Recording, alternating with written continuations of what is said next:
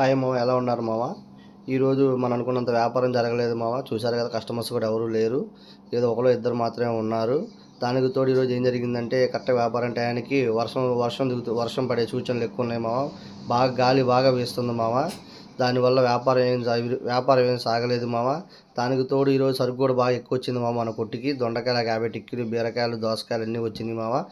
దానివల్ల కొంచెం కొట్టుకు ఫుల్ అయిపోయింది. వ్యాపారం లేదు మావ. మన ముఠా వాళ్ళందరూ చూసారు, కూర్చొని టీ తాగుతున్నారు. మేము కూడా ఖాళీగా కూర్చున్నాము వ్యాపారం లేక. అసలు మార్కెట్లో జనం కూడా ఎవరు లేరు మావ. ఈరోజు రావాల్సిన ఆర్డర్ మొత్తం క్యాన్సిల్ అయిపోయింది మావ. 2-3 కస్టమర్స్ మాత్రమే ఉంటే వాళ్ళు ఆర్డర్లు పెట్టారు. వాళ్ళ వరకే పంపించాం మావ. చూసారు కదా, మార్కెట్ మొత్తం ఖాళీగా ఉంది. జనం అసలు లేరు. కొట్టు కూడా ఖాళీగా ఉంది మావ. మేము అనుకున్నంత ఎక్స్పెక్టేషన్ అంత వ్యాపారం లేదు మావ. దానివల్ల దగ్గర కొంచెం బాగా లాస్ వస్తుంది మావ. ఈరోజు మీకు ఏమైనా ఆర్డర్లు కావాలంటే మా మెయిల్ ఐడి చెప్తాం మావ. మా మెయిల్తో కాంటాక్ట్ అయితే మీకు అన్ని ఆర్డర్లు పంపిస్తాం మావ.